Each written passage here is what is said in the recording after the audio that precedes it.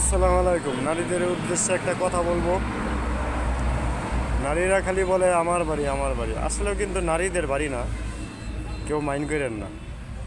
যেমন ছোটোকালে থাকে বাপমার কাছে, পরে বাপমা ডাঙ্গর হইলে মনে করেন বিয়া দেওয়া দেয়, বিয়া দেওয়ার পর জায়গা স্বামীর বাড়ি, পরে হয়ে জায়গা স্বামীর বাড়ি।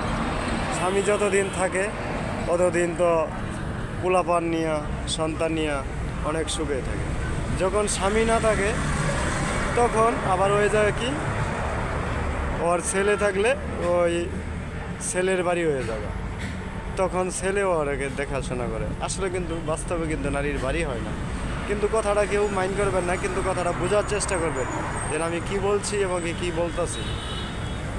তাই বলছি, সকলেই সুন্দর মতনে নারীরা সকলের সাথে ভালো ব্যবহার করবেন, ইনশাল্লাহ ভালোভাবে থাকবেন। আর তাই সকলকে ভালো থাকবেন, ইনশাল্লাহ সবাই ভালো থাকবেন।